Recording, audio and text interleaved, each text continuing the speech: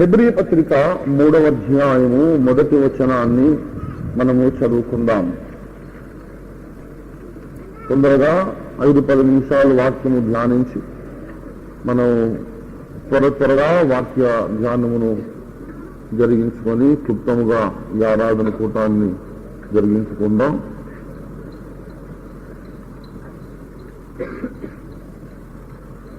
Hebrew పత్రిక 3వ అధ్యాయము 1వ వచనము చదువుతున్నాను. ప్రియులారా గమనించండి. ఇందువలన పరలోక సంబంధమైన తీర్పులో పాలు పొందిన పరిశుద్ధ సహోదరులారా, మనము ఒప్పుకొన్న దానికి అపోస్తలుడును ప్రధాన యాజకుడునైన యేసు మీద లక్ష్యముంచుడి. మనం ఒప్పుకొన్న దానికి అపోస్తలుడును ప్రధాన యాజకుడునైన యేసు మీద లక్ష్యముంచుడి. దేవుడి మాటలను మన వినికిలో మన ధ్యానములు ఆశీర్వదించునుగాక. ఆమేన్. ప్రభునందు ప్రియులారా, క్రైస్తవ జీవితంలో మనము పాటించవలసిన అతి ప్రాముఖ్యమైన హెచ్చరిక, మనం చేయవలసిన పని, మనకున్నటువంటి నిత్య కృత్యము ఇక్కడ మనకు ఉపదేశించబడుతుంది. యేసు మీద లక్ష్యం ఉంచాలి. మన మనోనేత్రాల దృష్టి యేసు మీద నుండి ఎప్పుడూ ప్రక్కకు తొలగిపోకూడదు. Never look away from Jesus. Yesu మీదనే ధ్యానం ఉంచండి, ఆలోచనంతా యేసు మీద పెట్టండి, ఆశలన్నీ యేసు మీదనే పెట్టుకునండి, ఆయన వైపు చూస్తూ ఉండండి. ఇందువలన అన్నారు, ఇందువలన అని ఈ ఆజ్ఞ ఇస్తున్నారు. యేసు మీద లక్ష్యం ఉంచడం చెప్పక ముందు ఏమన్నాడు? ఇందువలన మీరు యేసు మీద లక్ష్యం ఉంచండి. ఈ ఆజ్ఞను ఇవ్వడానికి ఒక కారణం ఉన్నది. మీరు ఎల్లప్పుడూ యేసు మీదనే లక్ష్యం ఉంచవలసి రావడానికి ఒక కారణం ఉన్నది. అదేమిటో అంత ముందు చెప్తాడు. అదేమిటంటే ఆయన సహాయము చేయగలవాడై ఉన్నాడు. ఆయన సహాయము చేయగలవాడై ఉన్నాడు. ఇందువలన యేసు మీద లక్ష్యముంచుడి. సహాయము చేయుట అనేది చాలా పెద్ద మాట, విశాలమైనటువంటి మాట. సహాయము చేయుట అంటే ఎప్పుడు చేస్తాడు, ఏ రకమైన సహాయం చేస్తాడు అనేది చాలా విశాలమైనటువంటి అంశం. ఈ particular portion of the scripture, ఈ ప్రత్యేక భాగంలో ఉన్న విషయం ఏంటంటే, శోధింపబడుచున్న వారికి సహాయము చేయగలవారై ఉన్నారు. యేసయ్య శోధింపబడు వారికి మాత్రమే సహాయం చేయగలరా? వేరే వాళ్ళకి చేయరా? ఎవరికైనా చేస్తాడు. సమయోచితమైన సహాయము చేసేవాడు ఆయన కదా. సమయోచితమైన సహాయము, సమయోచితమైనటువంటి కృప, సమయోచితమైన సహాయం అనే మాట ఇదే పత్రికలో 4వ అధ్యాయము 16వ వచనంలో ఈ భక్తుడు మనకు ఉపదేశం చేస్తున్నాడు. చూడండి. గనుక మనము కనికరింపబడి సమయోచితమైన సహాయము కొరకు కృప పొందినట్లు ధైర్యముతో కృపాసనం దగ్గరికి చేరుదాం. కృపాసనం దగ్గరికి వస్తే, అనగా యేసయ్య పాద సన్నిహితం అని వచ్చినట్లయితే ఏం దొరుకుతుందయ్యా మనకు? సమయోచితమైన సహాయము కొరకు కృప దొరుకుతుంది. కృప దొరుకుతుంది రైతే. ఆ కృప ఎందుకు మనకు? నెత్తులు పెట్టుకుని తిరగడానిక? ఏం చేసుకోవాలి దాన్ని? కృపాసనం దగ్గరకు వస్తే కృప దొరుకుతుంది. అది దాని పేరే కృపాసనం కాబట్టి మనకు కృప దొరుకుతుంది. ఆ కృప ద్వారా ఏం జరుగుతుందంటే సమయోచితమైన సహాయము మనకు దొరుకుతుంది. సమయోచితం అంటే అర్థం ఏంటి? నీవున్న సమయానికి, నీవున్న పరిస్థితులకు, నిన్ను పరివేష్టించి నీ చుట్టూ ఆవరించిన సమస్యలకు అప్పటికి నీకు ఏది కావాలో ఆ సహాయం, అప్పటికి నీకు ఏది కావాలో ఆ సహాయం. ఎంత విశాలమైన దేవుడు, ఎంత విశాలమైన వాగ్దానమో చూడండి. ఏదైనా ఒక ప్రత్యేక సమయంలో నువ్వు ఉన్నావు, ప్రత్యేక పరిస్థితులలో, సమస్యలో నువ్వు ఉన్నావు.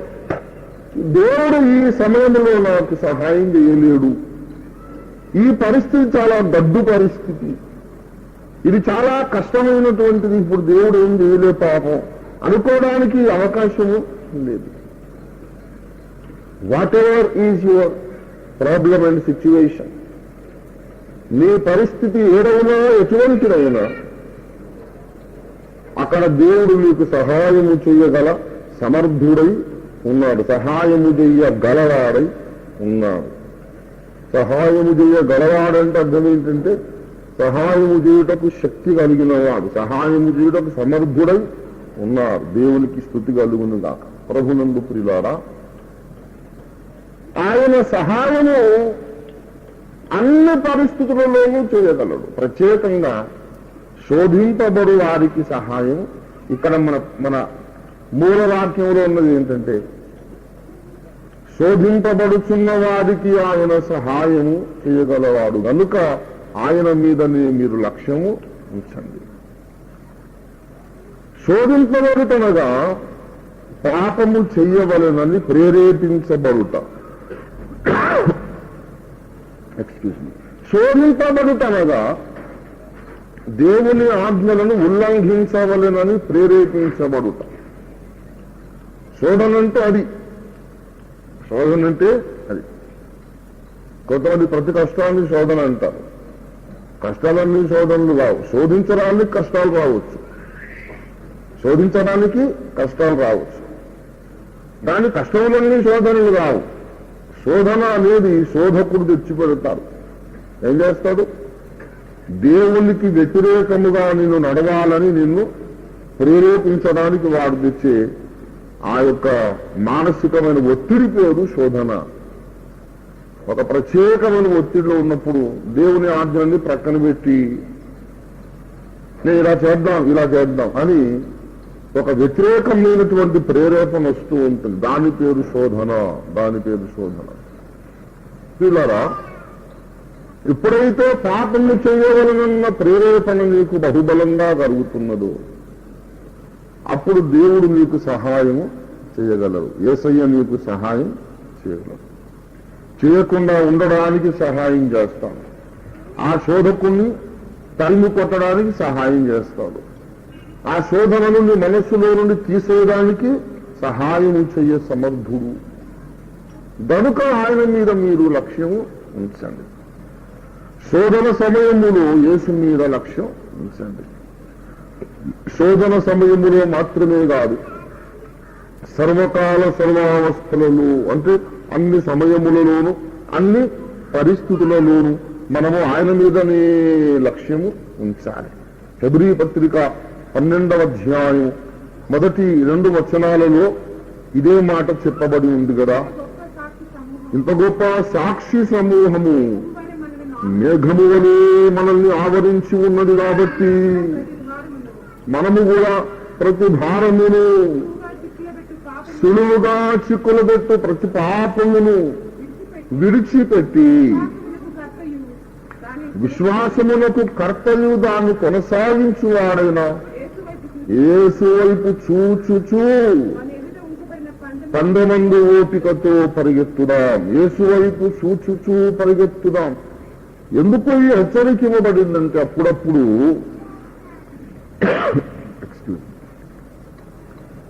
ఎందుకు ఈ హెచ్చరిక ఇవ్వబడిందంటే అప్పుడప్పుడు యేసు మీద నుండి మన కళ్ళు మళ్లించి దృష్టిని మళ్లించి ఇతరులైన వాటిని మనము చూడ్డానికి సాతాను ప్రేరేపిస్తాడు. మనము యేసు వైపు చూస్తున్నంత కాలం వాడు మనం ఏమి చేయలేడు. మన కళ్ళు ఆయన మీద నుండి పక్కకు మళ్లించడానికి, ఇతరమైన వాటి మీదికి మన మనస్సు వెళ్ళడానికి వాడు ప్రయత్నం చేస్తాడు. అందుకే ఇంకా దేన్ని చూడకండి, ఇంకెవరిని చూడకండి, అక్కడే చూడండి అంటాడు. దేవుని బిడ్డలారా, అనేక సార్లు యేసును గాక ఇతరమైన వాటిని మనం చూస్తాం. ఆ ఇతరమైన వాటిలో అనేకం ఉన్నాయి. మొట్టమొదటిది ఏంటంటే మనకెదురవుతున్నటువంటి సముద్ర తరంగాలను మనం పేతురులాగా చూస్తాం, చూసి మునిగిపోతాం. ఎప్పుడైతే మనము యేసయ్యను గాక ఈ లోకపు అలలను, మనల్ని ముంచడానికి వస్తున్న భీకరమైన తుఫాను అలలను మనం చూసినట్లయితే మన ఆత్మీయ జీవితం ఏమైపోతుందంటే మునిగిపోతుంది. కొన్నిసార్లు భక్తుల మీద గురి పెట్టుకుంటాం, అది నష్టమే. భక్తుల మీద గురి కూడా నష్టమే. యేసు వైపు చూడండి అన్నాడు. ఒక ఆసక్తికరమైన విషయం చెప్పారు ప్రియులారా, గమనించాలి. ఆ 12వ అధ్యాయం యేసు వైపు చూడండి అనే దగ్గర ఏమన్నాడు చూడండి. ఇంత గొప్ప సాక్షి సమూహము, ఎంత గొప్ప సాక్షి సమూహము, ఎవరా సాక్షి సమూహము? ఆ 11వ అధ్యాయంలో ఉన్న భక్త శ్రేష్ఠులు అందరినీ ఎత్తి చెప్పాడు. మొట్టమొదటి చెప్పబడిన భక్తులు ఎవరు? హేబెలు. హేబెలు తర్వాత నోవహు కదా. నోవహు తర్వాత అబ్రహాము, అబ్రహాము ఇస్సాకు యాకోబు, తర్వాత యోసేపు, తర్వాత మోషే తల్లిదండ్రులు, తర్వాత మోషే, తర్వాత సంసోను, గిద్యోను, బారాకు, యెఫ్తా, దెబోరా, ఇలాంటి భక్తురాందరినీ చెప్పి కొత్త నిబంధనలో పడ్డారు. మళ్ళీ కొత్త నిబంధన భక్తులను కూడా అనేక మంది ప్రభు కొరకు హింసలు పాలై హతసాక్షులైపోయినారు. ఈ మహాభక్త బృందం అంతటిని చెప్పి వీళ్ళందరూ ఎవరనుకున్నావు? సాక్షులు మాత్రమే. వీళ్ళందరూ ఎవరు? సాక్షి సమూహము. అబ్రహాము, ఇస్సాకు, యాకోబులు వీళ్ళందరూ ఎవరు? సాక్షులు. సాక్షులు సాక్షులంటే అర్థం ఏం చేయవారు? సాక్ష్యం ఇచ్చేవారు సాక్షులు. ఏ సాక్ష్యం ఇస్తున్నారు వీళ్ళు? ఏమండి, ఏమి సాక్ష్యం ఇస్తున్నారంటే దేవుని గూర్చిన సాక్ష్యము, దేవుని దయను గూర్చిన సాక్ష్యము, దేవుని నమ్మకత్వాన్ని గూర్చిన సాక్ష్యం, దేవుని మహాజ్ఞానమును గూర్చిన, దేవుని ప్రణాళికను గూర్చిన సాక్ష్యం. మనకు దేవుడు ఎలాంటి వారో, ఆయన గుణలక్షణాలు ఎలాంటివో, ఆయన యొక్క కార్యక్రమ విధానము, పనిచేసే విధానం ఎలాంటిదో వారు దేవుని గూర్చి సాక్ష్యం మనకిస్తూ ఉన్నారు. వాళ్ళు సాక్ష్యం ఇవ్వడానికి మన చుట్టూ ఆవరించి మేఘములాగా ఉన్నారు. ఈ భక్తులందరూ ఎక్కడున్నారంటే ఇప్పుడు ఎక్కడున్నారు? మనల్ని ఆవరించి ఉన్నారు, మన చుట్టూ ఉన్నారు భక్తులు. ఇక్కడ మోషే, అబ్రహాము, యోసేపు, ఏలియా, ఎలీషా భక్తులందరూ ఉన్నారు. మన చుట్టూ ఆవరించి మనకు సాక్ష్యం ఇస్తూ ఉన్నారు. Excuse me. గనుక ప్రియులారా, ఈ సాక్షులందరూ ఉన్నందున మీరు యేసు వైపు చూడండి అంటే అర్థం ఏమిటి? ఆ మాట చెప్పకపోతే ఇంతసేపు చెప్పారు కదా, మనం వీళ్ళని చూస్తామనే భయం వచ్చిందన్న. భక్తులను గూర్చి చెప్పి చెప్పి చెప్పి చెప్పి ఆఖరికి ఏమన్నాడు? యేసు వైపు. ఆ మాట అనకపోతే ఏం చేస్తాం? మనం ఎవరిని గూర్చి ఎంతసేపు చెప్పాడో వాళ్ళ మీద గురి పెట్టుకుంటాం, వాళ్ళ మీద గురి పెట్టుకుంటాం. భక్తులందరున్నా సరే వాళ్ళ మీద గురి పెట్టుకోకండి అయ్యా, యేసు వైపు చూడండి. కొంతమందికి దేవదాసయ్య గారి మీద గురి, కొంతమందికి పిఎం సమీరయ్య గారి మీద గురి, కొంతమందికేమో భక్త సింగయ్య గారి మీద గురి. వీళ్ళందరూ భక్తులేనా భక్తిహీనులా? ఆ మాట అనడానికి కూడా మనకు యోగ్యత లేదు. చాలా భక్తులు. కొంతమందికేమో డానియల్ గారు. వీళ్ళందరూ మామూలు మనుషులా? వీళ్ళెవరో మామూలు కాదు. మోకరిస్తే 5 గంటలు 10 గంటలు అట్లాగా దేవుడితో మరి ఏం మాట్లాడేవాళ్ళో తెలియదు. దేవునితో సమృద్ధి అయిన కమ్యూనికేషన్ కలిగినటువంటి మహాభక్తులు. వాళ్ళని ఏమంటారంటే పరమ భక్తులు అని మనం పిలుస్తాం. అంటే శ్రేష్టమైన భక్తులు. ఒక పాట మీద ఉత్తమ భక్తులు పొగడి స్తుతించు ఉన్నత దేవుని నామమిది. ఆ ఉత్తమ భక్తుల సరళిలో వచ్చారు వాళ్ళు. David Brainerd, John Hyde, John Knox, Martin Luther, John Wesley, ఏమండి విలియం క్యూరీ, ఈ అందరూ కూడా శ్రేష్టమైన భక్తులు. భక్తులే గాని భక్తులను గురించి ఎక్కువ ఆలోచించి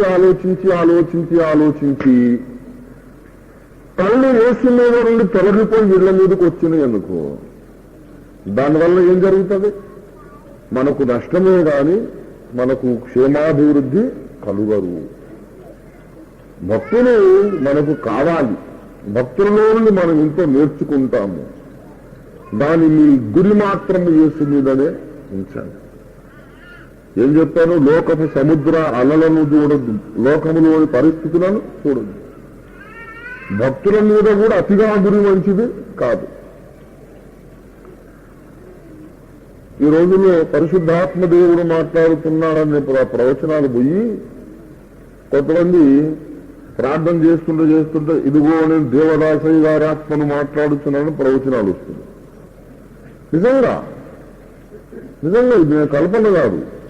అంటే భక్తుల మీద అతిగా భక్తి ఉంటే ఎలా ఉంటుందంటే ఇలాంటి వెర్రితలలు వేయడం జరుగుతుంది. భక్తులు ఏం చేస్తారు? వారు తమ క్రియలు మాని ఎక్కడున్నారు? విశ్రాంతి పొందుతున్నారు. ఏం చేస్తున్నారు భక్తులు? ఏమండి? ప్రకటన గ్రంథము 14వ అధ్యాయం 13వ వచనం చూడండి.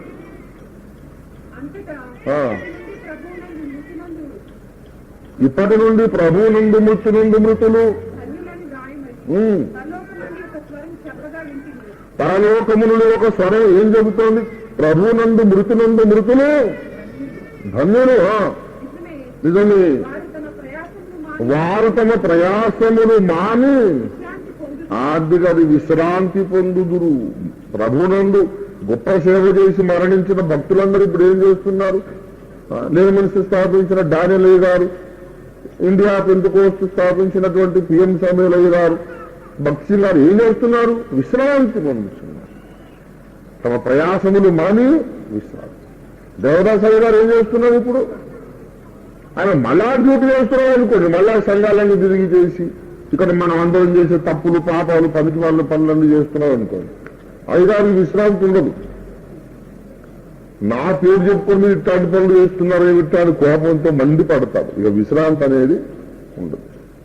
కనుక దేవుని బిడలారా, భక్తుల మీద అతిగా మనము గురి పెట్టుకుంటే రాను రాను ఆ భక్తుడే మనకు ఒక విగ్రహంగా మారిపోతాడు. ఏ మనిషి అయినా మనకు విగ్రహం అయితే మళ్ళీ మనం విగ్రహారాధకులుగా దేవుని ముందు నిలబడాల్సి వస్తుంది. దానివల్ల చాలా మనకు ఆత్మీయ నష్టం. ఈ ప్రజలు తమ హృదయములలో విగ్రహాలు పెట్టుకొని నా దగ్గరికి విచారణకు రాతగురా అని దేవుడు కోపడ్డాడు. రాకూడదు. అలాంటి విగ్రహాలు మన హృదయంలో పెట్టుకొని దేవుని దగ్గరికి రాకూడదు. దేవుని బిడ్డలారా, ఇప్పుడు సందర్భములకు అవసరమైన విషయం చెబుతున్నాను. యేసు వైపు చూడాలి. యేసుపై నుండి మన కన్నులను మరలించి, మన చూపును మరలించి ఇంకొకటేదో చూపిస్తారు వారు, సైతాను. అలాంటి వాటిలో మూడవది మనల్ని మనమే చూసుకోవడానికి సైతాను ప్రేరేపిస్తాడు. లోకములో మనకొచ్చే కష్టాలను, పరిస్థితులను చూచుట వలన మునిగిపోతాము. దేవుని కంటే ఎక్కువ భక్తులను చూచుట వలన కూడా మునిగిపోతాము. మనలను మనమే చూసుకోవడం వల్ల కూడా మునిగిపోతాం. మనల్ని మనం చూసుకోవడం అంటే అర్థం ఏంటి? దానిలో రెండు వేరు విభాగాలు. మొట్టమొదటిది మనల్ని మనమే చూసుకోవడం అంటే మనలోని గొప్ప లక్షణాలను చూసుకోవడం, మనలోని సుగుణములను, మనం సాధించిన విజయాలను చూసుకోవడం. నేనింత మంచివాడను కదా, నేనింత యోగ్యుడను కదా, నేనింత మంచిగా ప్రభువు కొరకు బ్రతికాను కదా, మంచి సేవ చేశాను కదా అనే ఒక తను తాను హెచ్చించుకునే మనస్తత్వం. లూసిఫర్ చేసిన అదేనండో వాడు పడిపోవడానికి ఇదే మొదటి కారణం. యెహెజ్కేలు 28వ అధ్యాయం చూడండి దయచేసి. యెహెజ్కేలు 28:17.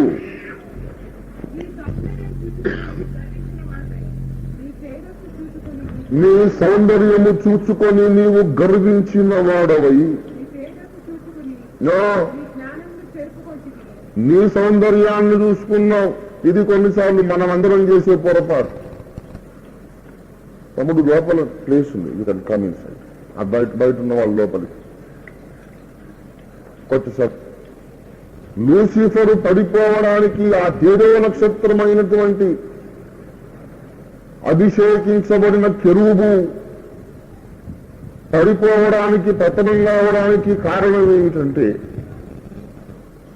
వాడు తనను తానే చూసుకున్నాడు. నేనెంత బాగున్నాను కదా, ఎంత అందగాన్ని కదా అని వాడు అనుకున్నాడు. నీ సౌందర్యమును నువ్వు చూసుకున్నావు. చాలాసార్లు మనము కూడా అదే చేస్తాం. సౌందర్యాన్ని అంటే మనలో ఉన్నటువంటి ఆకర్షణీయమైన సంగతులు. నేను ఇంత మంచివాడిని కదా, ఇంత భక్తి గలవాడిని కదా, ఇంత భక్తురాలను కదా అని అనుకో. ఇది మంచిది కాదు. దేవుని బిడ్డలారా, ఎల్లప్పుడూ మన దృష్టి దేవుని మహిమ మీద, ఆయన పరాక్రమ కార్యముల మీద మన మనోనేత్రాలు నిలకడగా దృష్టి నిలిపి చూస్తూ ఉండాలి. మన మనోనేత్రాల దృష్టి నిలకడగా దీని మీద ఉండాలి. దేవుడు చేసిన మహత్కార్యములు, ఆయన చేసిన మహత్కార్యములలోకెల్లా గొప్ప మహత్కార్యము శిలువ యజ్ఞము. దేవునికి స్తోత్రం కలుగునుగా. ఆ శిలువ యజ్ఞములో ఆయన చేసిన అద్భుత కార్యాలు ఇన్నన్ని కావు. లాజరు లేపాడు, నీళ్ల మీద నడిచాడు. ఇలాంటి వాటన్నిటికంటే శిలువ యజ్ఞము గొప్ప అద్భుత కార్యం. శిలువ యజ్ఞము ద్వారా సాతాను యొక్క అధికారమును ఆయన అంతము చేశారు. సాతాను నిరాయుధులుగా చేశారు. మానవ జాతి మీద ఉన్న శాపమును ఆయన తీసివేశాడు. మానవ జాతి మీదకి ఆశీర్వాదాలను తెచ్చాడు. శిలువ రక్తము చేత పాపికిని పరిశుద్ధ దేవునికి సంధి కలిగించాడు. ఆయన చేసిన కార్యములను ఎల్లప్పుడూ లక్ష్యం ఉంచండి. ఆయన మీద లక్ష్యం ఉంచండి. ప్రతి సందర్భములో ఇది చాలా విశాలమైన అంశమని ముందే నేను మీకు విన్నవించాను. అన్ని సంగతులు నేను మీకు ఇప్పుడు వివరించలేను. కానీ పిల్లారా, చాలా కాలంగా నాకు ప్రేరేపణ ఉంది. ఎంతో దాదాపు 1 year అవుతుంది. యేసు వైపు చూచు అని ఒక ధారావాహిక యాకోబు దేవుడు వైపులో రాయాలి అని దేవుని చిత్తం అయితే నా మైండ్ లో క్లియర్ గా ఏర్పడినప్పుడు దేవుడు నడిపిస్తే రాస్తాను. కానీ పిల్లరా, యేసు వైపు చూచుట అంటే నేను ప్రసంగ ప్రారంభంలో చెప్పాను. ఆయన మీద ఆశ పెట్టుకొనుట, ఆయన మీద ఆశ పెట్టుకొనుట. రెండవదిగా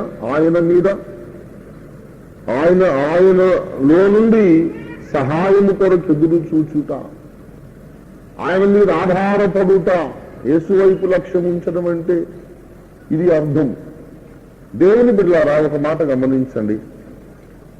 యేసు మీద మనము లక్ష్యం ఉంచవలసిన అవసరం ఏమిటో మనకు తెలియాలంటే యేసు మనకు ఏమై ఉన్నాడో మనము జ్ఞాపకం పెట్టుకోవాలి. అసలు యేసు మనకు ఏమై ఉన్నాడో. ఉదాహరణకు, మనము పరిష్కరించలేని గొప్ప సమస్య మనకు వచ్చిందనుకోండి. ఏం చెయ్యాలో అర్థం కావట్లేదు, ఐడియా రావట్లేదు. ఏ పని చేసినా ఇంకా లోతు కూరుకుపోతున్నాము. ఈ సమస్య మనకు మించిపోయింది. మన తెలివి సరిపోవడం లేదు, మన జ్ఞానం సరిపోవట్లేదు. అలాంటప్పుడు యేసు వైపు చూడాలి. ఎందుకంటే ఆయన మనకు జ్ఞానమై ఉన్నాడు. దేవుని స్తోత్రం కలుగునుగా. అలాగే ఎప్పుడైతే దేవుడు మనలను తీర్పు తీర్చే సందర్భం వచ్చిందో, ఎప్పుడైతే దేవుడు మనకు తీర్పు తీర్చే సందర్భం వచ్చిందో అప్పుడు కూడా యేసు వైపే చూడాలి. ఎందుకంటే ఆయన మనకు నీతి పరిశుద్ధతయై ఉన్నాడు. మనం చూడనక్కర్లేకుండానే జ్ఞాపకం ఉండాల్సిన వచనం 1 కొరింథీ పత్రిక 1వ అధ్యాయం 27 వచనం. 1 కొరింథీ 1:27 చూడండి దయచేసి. ఏ శరీరము దేవుని ఎదుట అతిశయింపకుండునట్లు 31 వచనాలు చదువు. 30-31 చదువు. ఆయన మూలముగా మీరు క్రీస్తు యేసు, ఆయన మూలముగా క్రీస్తు యేసులో మీరున్నారు. అతిశయించేవాడు ప్రభునందే అతిశయించాలి అని రాయబడినది నెరవేరినట్లు దేవుని మూలముగా ఆయన మనకు జ్ఞానమై ఉన్నాడు, మనకు నీతి అయి ఉన్నాడు, మనకు పరిశుద్ధత అయి ఉన్నాడు, ఆయన మనకు విమోచనమై ఉన్నాడు. దేవుని బిడలారా,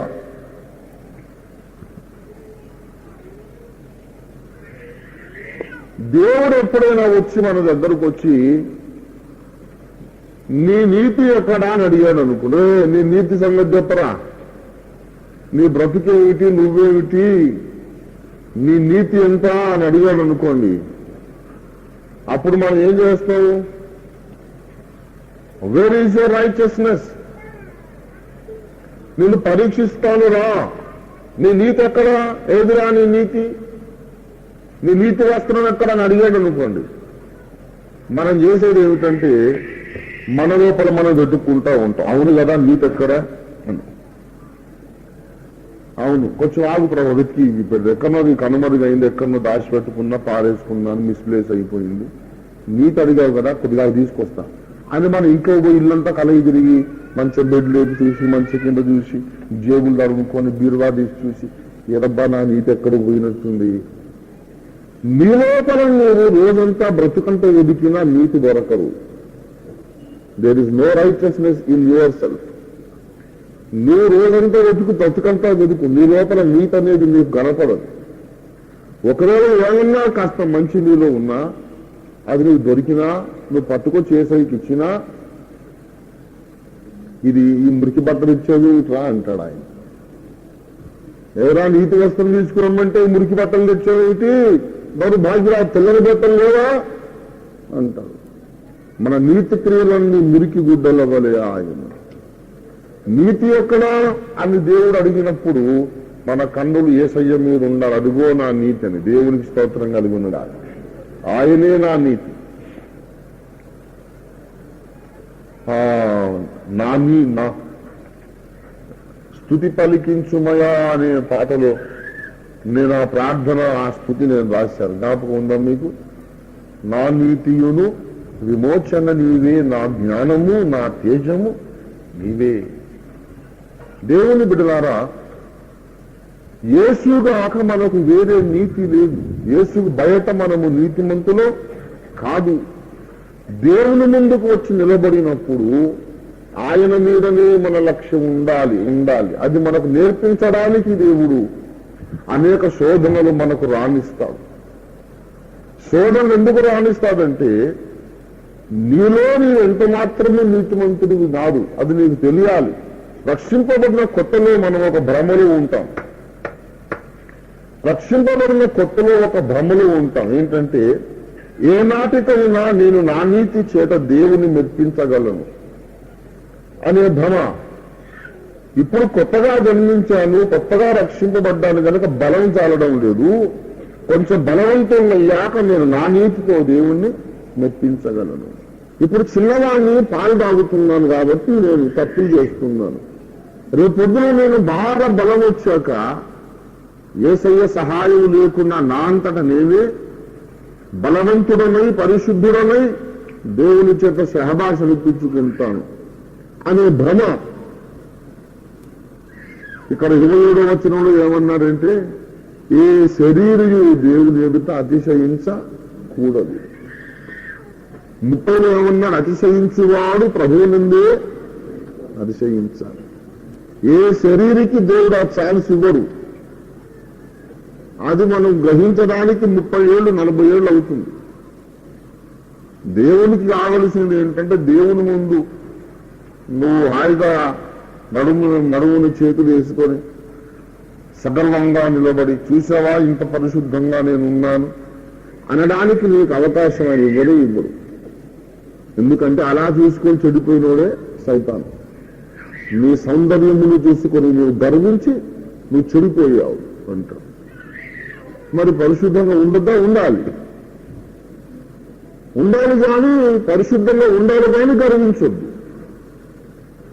వాళ్ళు వినాలి ఈ మాట, మీరు అర్థం చేసుకో. పరిశుద్ధంగా ఉండాలి కానీ ఆ పరిశుద్ధతను బట్టి నీవు గర్వించడానికి అవకాశం ఉండొద్దు. నీవు గర్వించడానికి అవకాశం లేని పరిశుద్ధత నీకు కావాలి. నీవు గర్వించడానికి అవకాశం లేని పరిశుద్ధత. ఆ పరిశుద్ధత ఏమిటంటే యేసు ద్వారా నీకు వచ్చిన పరిశుద్ధత.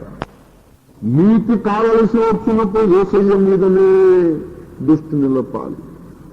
బాగా గమనించండి, యేసు మీద నుండి నీ చూపులు త్రిప్పివేసిన మరుక్షణం నువ్వు శాతానికి చేతి నిండా దొరికిపోతావు అంతే. వాడు నిన్ను ఏదైనా చేయగలుగుతావు. మళ్ళా కోలుకోవడానికి కొన్ని సంవత్సరాలు పడుతుంది. కోలుకుంటావు, ఈ లోపల కొన్ని సంవత్సరాల టైము నష్టమైపోతుంది. కనుక ఆరునూరైనా ఆయన మీద నుంచి దృష్టి నిలిపోయవద్దు, ఆ దృష్టి మళ్లించొద్దు, ఆయన మీద నుంచి దృష్టి త్రిప్పవద్దు. అక్కడే ఉండాలి కళ్ళు. నా ధనము యేసయ్య, నా జ్ఞానము యేసయ్య, నా బలము యేసయ్య, నా పరిశుద్ధత యేసయ్య, నా నీతి యేసయ్య, నా ఆరోగ్యము యేసయ్య, నా స్వస్థత ఆయనే, నా జీవము. దేవునికి స్తోత్రం కలుగునుగా. ఆయనే సర్వమై ఉన్నాడు. దేవునికి స్తోత్రం కలుగునుగా. కనుక ప్రియులారా, రేపు న్యాయపీఠము ముందు నిలబడ్డాననుకో, నువ్వే నిలబడ్డావనుకో, ఏమయ్యా ఏంటి నీ సంగతి, ఏదిరా నీ పరిశుద్ధత అన్నాడు అనుకోండి. అదేంటి తండ్రి అయిన దేవా, నీ పక్కనే కూర్చుందిగా నా పరిశుద్ధత. ఆయనే. దేవుని బిడ్డలారా, రెండవ రాకడలో కూడా ఆయనే మన పక్షముగా పరిశుద్ధత నీతి అయి నిలుచుట దేవుని కృపకు పరాకాష్ఠ. ఇది దేవుని కృపకు పరాకాష్ఠ. మొదటి పేతురు పత్రిక 1వ అధ్యాయం 13వ వచనం చిరంగా ఇచ్చేసి, కాబట్టి మీ మనస్సును నడుము కట్టుకుని నిబ్బరమైన బుద్ధి గలవారై యేసు క్రీస్తు ప్రత్యక్షమైనప్పుడు మీకు తేదడు కృప విషయమై దేవునికి మహిమ కలుగునుగాక. హల్లెలూయా, హల్లెలూయా. అందరూ నాతో పాటు చెప్పండి. యేసు క్రీస్తు ప్రత్యక్షమైనప్పుడు మీకు తేదడు కృప విషయమై సంపూర్ణ నిరీక్షణ కలిగి ఉండుడి. మనకు కృప తీసుకొస్తున్నాడు ఆయన. ఎప్పుడు తీసుకొస్తాడు? ఆయన ప్రత్యక్షమైనప్పుడు. ఆయన ప్రత్యక్షమైనప్పుడు అంటే రెండవ రాకడలు. రెండవ రాకడలు వచ్చేటప్పుడు ఆయన ఇంకో మూట పట్టుకొని వస్తాడు. మహిమా ప్రభావాలు ధరించి భుజాలకు మూట కట్టుకొని వస్తున్నాడు. దూతలు అడుగుతారు, తండ్రి ఉండేవాడు అడుగుతాడు అనుకో, అదేంటి కుమారుడా ఇంకేదో మూట పట్టుకుపోతావు ఏంటి భూలోకానికి అంటే? ఇది కృప నాయన, ఇది కృప. నా భక్తులకు ఇప్పుడు నా కృప చాలా అవసరం. ఎందుకు? వాళ్ళు తీర్పును ఎదుర్కోబోతున్నా. వాళ్ళను అగ్నిలో వేసి నేను కాల్చి పరీక్షించాలి. వాళ్ళ బ్రతుకులన్నీ కూడా తేటతెల్లముగా నేను ఎండగట్టాలి. ఈ పరిస్థితిలో కృప కొంచెమన్నా వాళ్ళకు దొరకకపోతే ఒక్కడు కూడా పాసు కాదు. అందరూ సేవలో మొత్తం. నేను నా సంఘమును న్యాయపీఠముతో నిలబెట్టి పరీక్షించవలసిన గడియలో వాళ్లకు నా కృప ఎంతైనా అవసరం. యేసు ప్రత్యక్షమైనప్పుడు కూడా ఆయన ఒట్టి చేతులతో రాడు. వట్టి చేతులతో వస్తే నా పని ఖాళీ. ఆయన కృపను తీసుకొని వస్తాడని సంపూర్ణ నిరీక్షణ కలిగి ఉండమన్నాడు. దేవునికి స్తోత్రం కలిగిన. హల్లెలూయా. కనుక ఆయనే మన సర్వమై ఉన్నాడు. నీ బలం ఏది అంటే యేసయ్యే నా బలం. నీ జీవం ఏదంటే ఆయనే నా జీవము.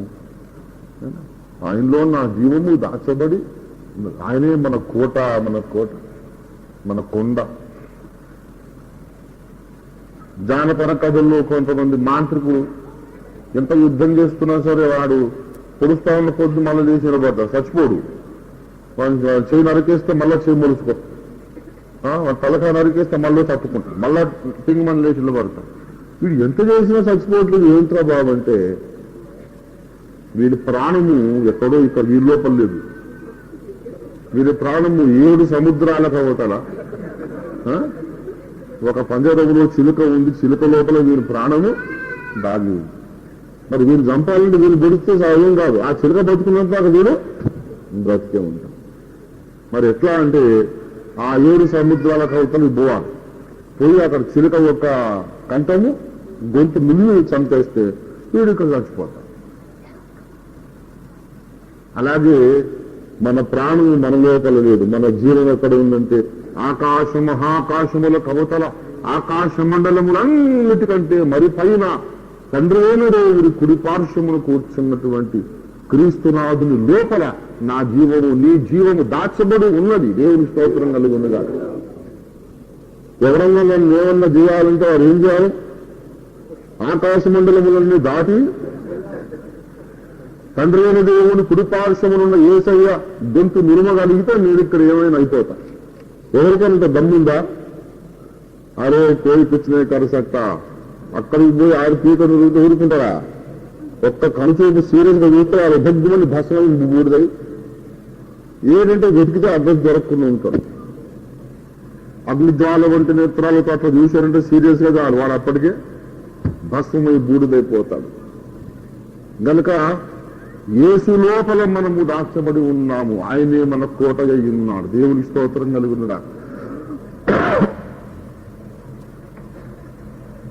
మహారాజు మహారాణి అంతఃపురములో భద్రంగా ఉన్నారు. శత్రువులు దాడి చేసినా ఏమి జరగదు. కారణం ఏంటంటే బలమైన కోట వారి చుట్టూ ఉంది. అలాగే మన చుట్టూ ఒక బలమైన కోట ఉంది. ఆ కోట పేరు యేసుక్రీస్తు ప్రభు. దేవునికి స్తోత్రం కలుగునుగా. హల్లెలూయా. ఆయనకు దూరముగా మీ కళ్ళు మళ్లించండి. ఎక్కడన్నా సేఫ్టీ ఉన్నదా? భద్రత ఉన్నదా? ఎక్కడన్నా look away from Jesus, away from Jesus, look for some safety, some protection. ఎక్కడన్నా ఉందా? ఎక్కడ లేదు. నేను ఎప్పుడు చెబుతుంటాను, ప్రపంచములోకెల్లా టాప్ మోస్ట్ సెక్యూరిటీ ఉండేది ఎవరికంటే ద ప్రెసిడెంట్ ఆఫ్ అమెరికా. ఆయనకు అమెరికా దేశ అధ్యక్షుడికి ఉన్నంత సెక్యూరిటీ ఎవ్వరికి లేదు, లోకములో ఎవరికి లేదు. ఒక మనిషి కొరకు అంత సెక్యూరిటీ ఎవరికి ప్రపంచంలో. మనకి ఇందిరాగాంధీని ఆమె సొంత బాడీగార్డ్సే మొత్తం శరీరం అంతా జల్లడైటట్టు కాల్చి చంపేశారు. దిక్కులేదు. ఏ దేశ అధ్యక్షునికి కూడా అలాంటి సెక్యూరిటీ లేదు. Only to the president of America. కానీ ప్రెసిడెంట్ కెనడీ, జాన్ ఎఫ్ కెనడీని ఎవరు కాల్చి చంపారో ఈ నాటికి కూడా చచ్చిపోయి 40 ఏళ్ళు దాదాపు అయిపోతుంది.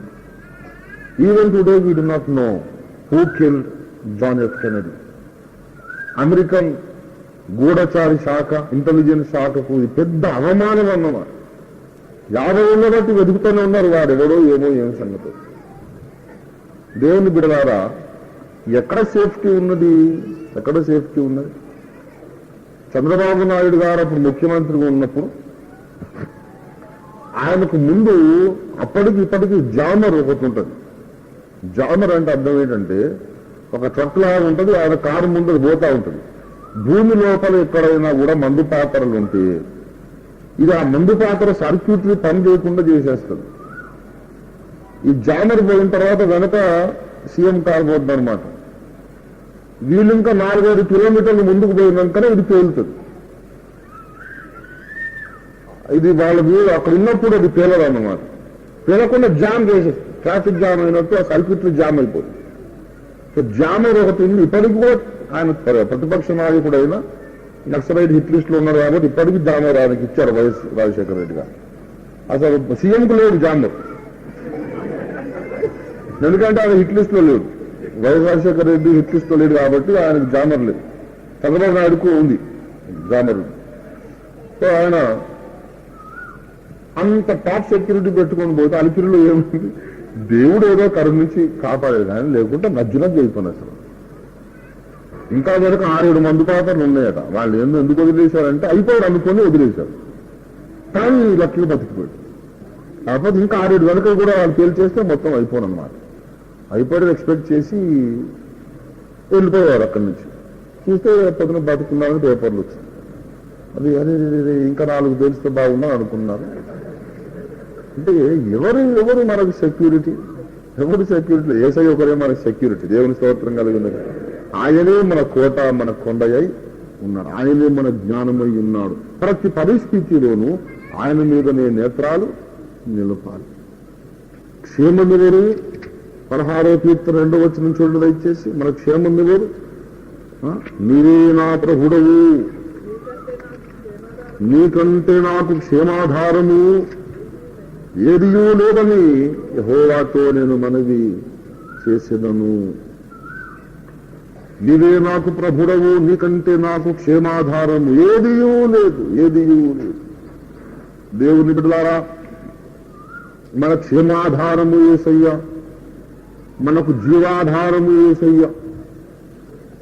1 తిమోతి పత్రిక 6వ అధ్యాయము 13వ వచనం, 6:13 సమస్తమునకు జీవాధారకుడైన దేవుని ఎదుట అన్నిటికీ జీవాధారకుడు, మనకు కూడా జీవాధారకుడు యేసయ్య. మన నీతికి ఆధారము యేసు, మనకు తెలుసు కదా, చూడనక్కరలేదు. 4వ కీర్తన 1వ వచనములో మన నీతికి ఆధారం ఆయన. యేసు మీద మనము దృష్టి నిలపాలి. యోహాను రాసిన 1వ పత్రిక 2వ అధ్యాయము 2వ వచనము చూడండి దయచేసి. 1 యోహాను 2:2 ఆయనే మన పాపములకు శాంతికరమై ఉన్నాడు. ఆయనే మన పాపములకు ప్రాయశ్చిత్తమై ఉన్నాడు. మన పాపములకు మాత్రమే కాదు, సర్వలోక పాపమునకును ఆయన ప్రాయశ్చిత్తమై ఉన్నాడు. ఆయన మీద దృష్టి నిలపండి. ఆయన మన పాపములకు ప్రాయశ్చిత్తమై ఉన్నాడు. ఎవరి పాపాలకు? మన పాపాలకు. మనము అంటే అందులో మనములో ఎవరెవరున్నారు చెప్పండి. నేనున్నానా? మీరున్నారా? పోనీ మీరు ఉన్నారా? ఇంకా యోహాను ఉన్నాడా? పోనీ యోహాను లేడా? అసలు యోహాను ముందు ఉంటేనే మనమని రాస్తాడు కదా. రాసిన వాడు కూడా లేకపోతే మనం అంటారు. మా నూరెక్కడ, మన ఇల్లు ఎక్కడ అంటే మనం కొన్ని చోట్ల మనం అంటే కుదరదు. ఒక ఆయన నాకు పరిచయం చేస్తున్నాడు. వీళ్ళే సార్ మన పిల్లలు. ఎవరాబా మన పిల్లలు ఏంద్రా చండాలంగా నా పిల్లలని చెప్పి బాగా చదువుతున్నాడు. పెద్ద స్కూల్ ప్రిన్సిపల్ ఒక ఆయన నాకు పరిచయం చేస్తుంది. మన భార్య సార్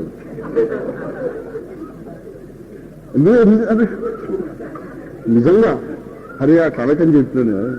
అంటే అన్ని మన మన మన మన అలవాటు అయిపోయి కొన్నిసార్లు చెప్పకూడదు అట్లా. మనం అంటే అర్థం ఏంటో అన్ని అందరికి చెప్తుంటేనే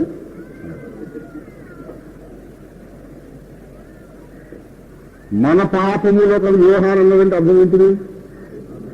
ఆ పాపాల మూట లోపల పత్రిక చదువుకున్న వాళ్ళందరి పాపాలు ఉన్నాయి. రాస్తున్నటువంటి యోహాను పాపాలు కూడా ఉన్నాయి. మన పాపములు. ఈ మన పాపములకు యేసయ్య ఏమై ఉన్నాడు? శాంతికరమై లేక ప్రాయశ్చిత్తమై ఉన్నాడు. కాబట్టి ఆయన మీదనే మనము లక్ష్యం ఉంచాలి. ఆయన మీద లక్ష్యం లేకుండా మనం ఆయన్ని మర్చిపోయినాం అనుకోండి, బాగా విధాలు మీరు. యేసు ప్రభువును తీర్పరిగా మాత్రమే చూడొద్దండి. యేసు ప్రభువు తీర్పరిగా మాత్రమే చూడొద్దు. ఆయన మన పక్షముగా ఉన్న డిఫెన్స్ అడ్వకేట్ అనే దృష్టితో మనం ఆయన చూడగలగాలి. లేకపోతే ధైర్యం ఉండదుగా. రోమాపత్రిక 8వ అధ్యాయము చూడండి ఇచ్చేసి 8:34 తొందరగా శిక్ష విధించువాడెవడు? చనిపోయిన క్రీస్తు యేసే.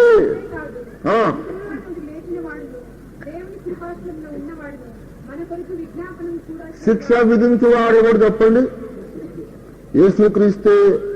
యేసు ప్రభువే శిక్ష విధిస్తాడు. మనకు విధించాల్సి వస్తే ఆయనే శిక్ష విధిస్తాడు. అంతేకాదు అంతేకాదు శిక్ష విధించేవాడే కాదు ఆయన, ఇంకా బోల్డ్ అన్ని క్వాలిఫికేషన్స్, పోర్ట్ఫోలియోస్ ఉన్నాయి ఆయనకు. శిక్ష విధించేవాడని ఒక పోర్ట్ఫోలియో, ఇంకా బోల్డ్ పోర్ట్ఫోలియోస్ ఉన్నాయి. ఏమో ఉన్నాయి? మృతులలో నుండి లేచిన వాడు, దేవుని పక్షమున ఉన్నవాడు, మన కొరకు విజ్ఞాపనము కూడా చేయువాడు.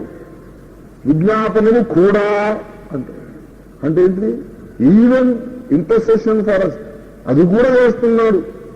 ఏమని? అయ్యా, ఈ చెట్టు ఈ సంవత్సరం ఉండనిస్తే ఫలించినేమో, కొంచెం దానికి ఛాన్స్ నరికేయొద్దు, ఈ ఒక్క వారం కూడా ఛాన్స్ ఇవ్వు, వాడిని ఏమనుకున్నాయన ఫోన్లే క్షమించు. వాడు పనికి వాళ్ళు వాడే దరిద్రుడే, దౌర్భాగ్యుడే గాని ఫోన్లు లేదు. వాడు పుట్టుక జ్ఞాపకం చేసుకో, వాడు మంటివాడని జ్ఞాపకం చేసుకో. నా రక్తం ఆశ్రయించాడు కదా, పోనీలే తండ్రి, వాడిని క్షమించు, వాడిని శిక్షించకు అని మనపక్షముగా బతిమాలు కొనుచున్న వాడును ఆ క్రీస్తు యేసే. దేవునికి స్తోత్రం కలుగునుగా. కనుక మనం ఆయన మీదనే ఆశ నిలుపుకోవాలి. యేసు క్రీస్తుకు వేరుగా మనకు సున్నా విలువ. మనకు విలువ ఎంత అంటే సున్నా. యేసయ్య ప్రక్కన మనం ఉంటేనే ఈ సున్నాకు విలువ వస్తుంది. దేవునికి స్తోత్రం కలుగునుగా. హల్లెలూయ, హల్లెలూయ. మనం సున్నాలాగా ఉండగా యేసయ్య మన పక్కన నిలబడి ఏమన్నాడంటే, అది దీని విలువ 10 రా అని అన్నాడు. దేవుని స్తోత్రం కలుగునుగా. హల్లెలూయ. ఆ ఒకటిని తీసేస్తాం, మన బతికెంత? దానికి ఏమైనా విలువ ఉందా? ఏం విలువ లేదు. గనక దేవుని బిడ్డలారా, ఈ సున్నాను కనుక్కోవడం కూడా గణిత శాస్త్రములో, గణిత శాస్త్ర పరిణామములో ఒక మేజర్ ఇదన్నమాట. ప్రాచీన కాలంలో గ్రీకులకు సున్నా సంగతి తెలియదు. గ్రీకులకు సున్నా సంగతి తెలియదు. 3000 సంవత్సరాల క్రితమే భారతదేశంలో సున్నా సంగతి తెలుసు. ఈ సున్నా ఎంత వేస్టో అంత అవసరం. సున్నా ఎంత వేస్టో అంత అవసరం. 1, 2, 3, 4, 9. 9 తర్వాత ఇంకేం లేదు. ఒకటి పక్కన ఒకటి 11. ఆ 10, ఆ సున్నాలన్నీ ఎక్కువైతే ఆ ఒకటికి కూడా అంత విలువ వస్తుంది. ఈ మహత్తు, సున్నాకున్న మహత్తు కనుక్కున్న వాళ్ళ ముందు భారతీయులే. దేవుని బిడలారా, మీరు ఎప్పుడన్నా మీరు గణిత శాస్త్రం చదువుకుంటే the value of zero was invented in year so and so అని అంటారన్నమాట. ఆర్యభట్ట, అవునా? ఆర్యభట్ట ముందు తెలుసుకున్నాడట, బ్రదర్ చెప్తున్నా. అవి ఉండదు, మొత్తం మీద ఇండియన్సే ఈ సున్నా కనిపెట్టి. తర్వాత గ్రీకులు, వాళ్ళకు తెలియదు ఎనీథింగ్. వాళ్ళకు అసలు సున్నా అవసరం ఏంటి, సున్నా వల్ల ఇంకా ఉన్నత విలువలోకి వెళ్ళడం ఏంటి అనేది పాశ్చాత్యులకు తెలియదు, ముందు మనకే తెలుసు. దేవుని బిడలారా, మన యందు నీతి ఎంత మాత్రమును నివసించదు. నేను నా లోపల అనగా నా శరీరములో మేలైన దేదియో నివసింపదు అన్నారు. రోమాపత్రిక 7వ అధ్యాయము 18వ వచనము. నా యందు అనగా నా శరీరముందు మంచిదేది నివసించదు. మనలో నీతి ఏమాత్రమును లేదు. మనము వ్యర్థులము, అసమర్థులము, గూడు సున్నా అని మనం ఎంత తొందరగా గ్రహిస్తే అంత మంచిది. సర్వ శరీరులను గడ్డిని పోలిన వారే. దేవుని స్తోత్రం కలుగునుగా. సర్వ శరీరులు దేన్ని పోలిన వారు? గడ్డిని పోలి. మనమందరం శరీరమే కదా. నేను శరీరమేనా కాదా? భూతానా కాదు కదా. నేను శరీరమే కనుక ఏమై ఉంటా? నేనొక గడ్డి మోపు, పచ్చగడ్డి, పచ్చిగడ్డి, ఎండిపోయిన గడ్డి, ఏదైతే గడ్డి. నేను 90 కిలోల గడ్డి. మీ లోపల కొంతమంది ఒక 10 కిలోల గడ్డి ఉండొచ్చు, 5 కిలోలు ఉండొచ్చు. ఎంతైనా గడ్డే. మనం అందమైన గడ్డి, చదువుకున్న గడ్డి, తెలివైన గడ్డి, అమాయకం గడ్డేనాయన. సర్వ శరీరంలో గడ్డి మీద పోలిన వారే. అందులో మంచిదేది ఆకర్షణీయం లేదు కూడా లేనే లేదు. మనలో ఉన్నటువంటి విలువ ఏమిటంటే యేసయ్య మాత్రమే. దేవునికి స్తోత్రం కలుగునుగా. హల్లెలూయా, హల్లెలూయా. ఆయన మీద మన దృష్టి నిలిపినంత కాలము మనము నీతిమంతులము, పరిశుద్ధులము, బలవంతులము, సజీవులము, జయశాలులమై ఉన్నాము. దేవునికి స్తోత్రం కలుగునుగా. హల్లెలూయా. ఇప్పుడు మనము దేవుని యొక్క న్యాయపీఠం ముందు నిలబడి ఉన్నాం. మినీ న్యాయపీఠం. సంఘమంతా ఎత్తబడిన తర్వాత క్రీస్తు న్యాయపీఠం ముందుకు మనము మహిమ దేహాలతో వెళ్ళక ముందు ఈ భూమి మీద ఉండగానే మినీ న్యాయపీఠం ఏంటంటే ప్రభురాత్రి భోజన బల్ల. ప్రభురాత్రి భోజనము దగ్గర మనము తీర్పును ఎదుర్కొంటున్నాము. ఇక్కడ తీర్పు మనకు మనమే తీర్చుకోమన్నాడా? మనల్ని మనమే పరీక్షించుకోవాలి, మనల్ని మనమే తీర్పు తీర్చుకోవాలి, మనల్ని మనమే విమర్శించుకోవాలి. ఇక్కడికి వచ్చిన తర్వాత స్వపరీక్ష ఉన్నది, పశ్చాత్తాపం ఉన్నది, క్షమాపణ అడుగుతాం, ప్రభు క్షమాపణ ఇస్తాడు. ఈ కార్యక్రమాలన్నీ అయిన తర్వాత దేవుడు అడుగుతాడు, బాబు నా శరీరము తినడానికి నీకున్న యోగ్యత ఏమిటి? మీరు బాగా గమనించాలి ఈ విషయం. ఆఖరి మాట చెప్పి ముగిస్తాను. ఇక్కడ స్వపరీక్ష చేసుకుంటాము, పాపాలు కనబడితే పశ్చాత్తాపడతాము, క్షమించు దేవాని మొరపెట్టుకుంటాము, కరుణించమని అడుగుతాం, రక్తంతో కడగమని అడుగుతాం. ఇవన్నీ అయిన తర్వాత దేవుడు ఒక మాట అడుగుతాడు, నా శరీరమును ముట్టుకోవడానికి నీకు అర్హత ఏమిటి? అంటే నువ్వు చెప్పాల్సిన సమాధానం ఏంటంటే, ఏం అర్హత ఉంది నాయన? క్రీస్తును ధరించుకున్నాను కదా, అదొక్కటే నాకు అర్హత. అరే క్రీస్తుని ధరించుకుంటే అయిపోయిందా? అంత ఈజీనా?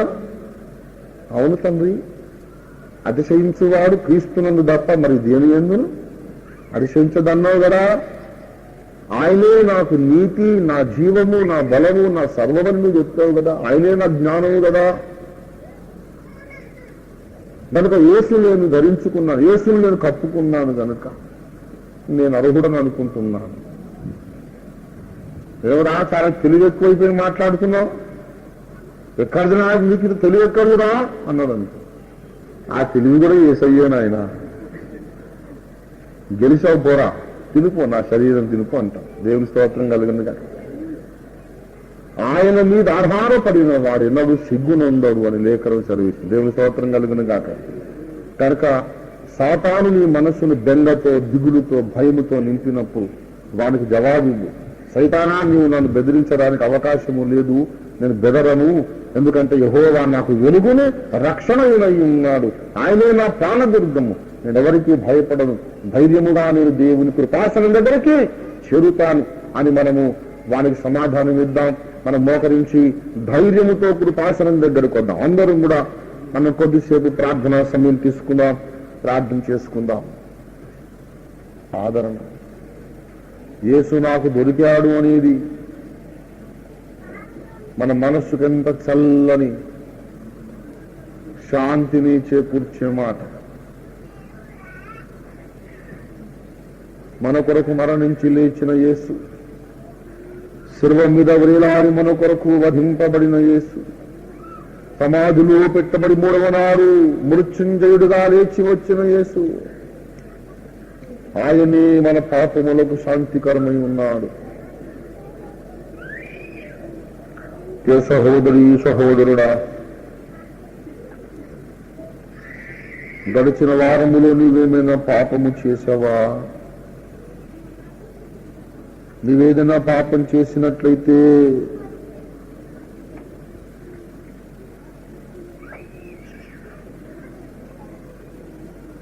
నీతిమంతుడైన యేసు అని ఉత్తరవాది నీకున్నాడు.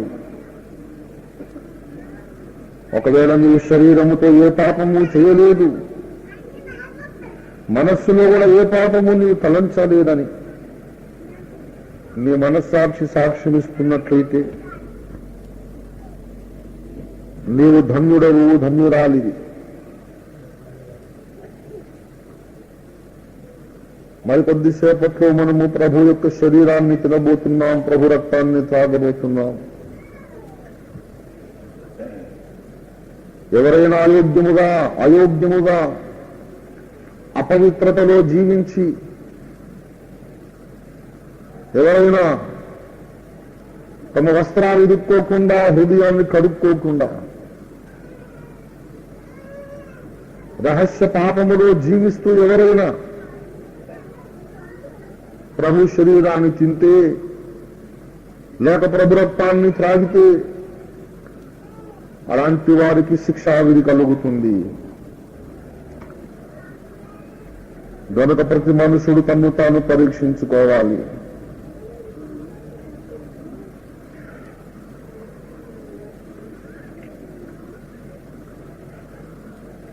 గడిచిన వారము ప్రభురాత్రి భోజనమును మనము తీసుకొని మళ్ళా లోకంలోనికి వెళ్ళాం. ఎందరో లోక సంబంధులతో మనకు స్నేహం ఉన్నది, మాట్లాడవలసి వచ్చింది. ఉద్యోగ స్థలములో, వ్యాపార స్థలములో, బంధుమిత్ర వర్గంలో తప్పనిసరి పరిస్థితుల్లో ఎన్నెన్నో పనులు మనం చేయాల్సి వచ్చింది, ఎన్నో మాటలు మాట్లాడాల్సి వచ్చింది. ప్రియులారా,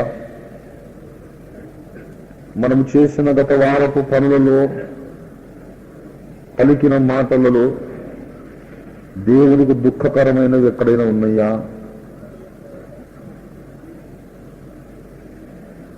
ఏ రోజుకు ఆ రోజే నీ లెక్కను నువ్వు సంపూర్తి చేసుకొని, ఏ రోజు పాపాలు ఆ రోజు ఒప్పుకొని కడుక్కొని నువ్వు పడక మీదికి వెళ్ళాలి.